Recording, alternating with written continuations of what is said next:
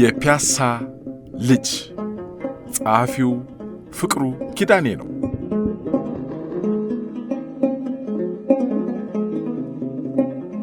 ደጃዝማች ከበደ ተሰማ የታሪክ ማስታወሻ ብለው በ1969 ባሳተሙት መጽሐፍ በአገራችን ስለነበሩት ጨዋታዎች በሰፊው አትተዋል።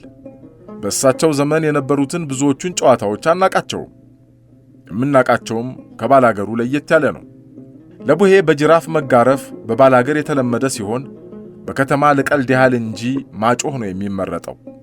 ከ60 ዓመታት በፊት አዲስ አበባ ውስጥ ባዶ ቦታዎች በብዛት ስለነበሩ የመጫወቻ ስፍራ ችግር አልነበረም። የሜዳው ባለቤቶችም አይከለክሉም። ሁሉም ወጣት በየሰፈሩ መሰባሰቢያ ሜዳ አለው። በየጊዜው ከምንጫወታቸው ውስጥ የማስታውሰው ጢብ ማለትም ቅጠል በውሃ አርሶ ባንድ እግር ቆሞ በመምታት ቅጠሏ ሳትወድቅ ብዙ ማስቆጠር ነው። በጊዜው የጣሊያን ሶልዲና የምስራቅ አፍሪካ ቀዳዳ ሽልንግ ከጠቀሜታ ውጭ ሆኖ በብዛት ስለሚገኝ ትንሽ ጉድጓድ ቆፍሮ በየተራ እየወረወሩ በማስገባት ወይም ባላጋራ የመረጠውን አነጣጥሮ በመምታት የሚከናወን የቁማር ጨዋታ ነው። ሊሬና ሽልንግ የሌለው ደግሞ ቆርኪ ሰብስቦ በመጠፍጠፍ ይጫወታል። በክረምት ጭቃ አብኩቶ ኮረኮንች መንገድ ላይ ማፈንዳት ሌላው ጨዋታ ነው። የትግል ፉክክር ልክ እንደ ክፍለ ሀገራችን የተለያየ አያያዝ አለው። ልጆች ሲጣሉ የሚጠቀሙበት ዘዴ ነው። ክሪኬት ወይም የአሜሪካንን ቤዝቦልን የሚመስለው ጨዋታ ደግሞ የጨርቅ ኳስን በዱላ ሳይሆን በበሬ ሰፊ አጥንት መጥቶ እስክትቀለብ ድረስ በአራት ማዕዘን ምልክት በተደረገባቸው ስፍራዎች ላይ እየቆሙ ወይም ባንድ የመሮጥ ነው።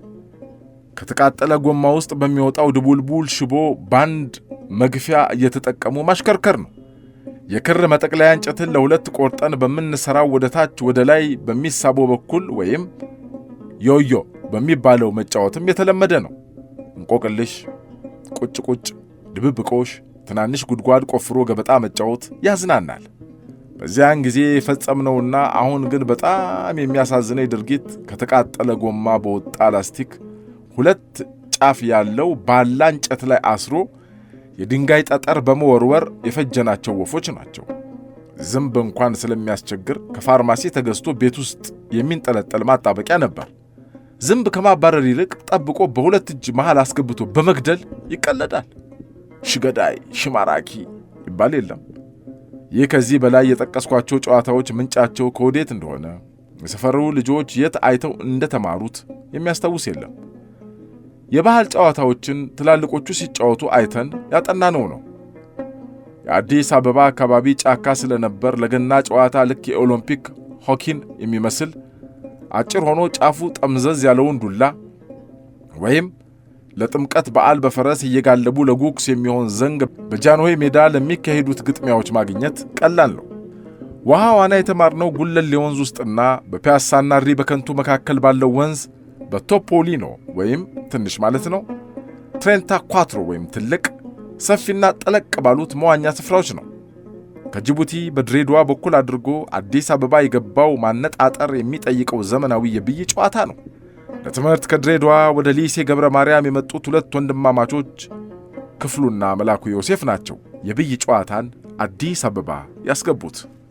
ከዚያም ምድር ባቡር ኩባንያ ዘመድ ያለው ሁሉ ብይ ማስመጣት ሲጀምር የአረብ ሱቆችም እያስመጡ በመሸጥ ጨዋታውን አስፋፉ። ያሸነፍነውን ብይ በመሸጥ የፓስቴ መግዣ እናደርገዋለን። በቀላሉ የሚነጩ ባንያኖች ወይም ህንዶች ናቸው። ሃርሞኒካን መንፋት የተማርነው በዚያን ወቅት ነው።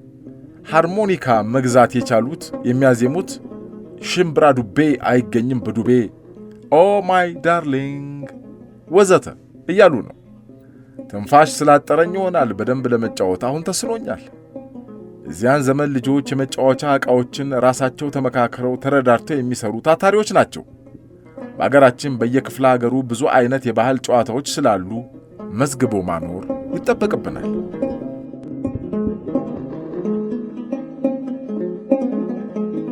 የፍቅሩ ኪዳኔ የፒያሳ ልጅ መጽሐፍ ይቀጥላል።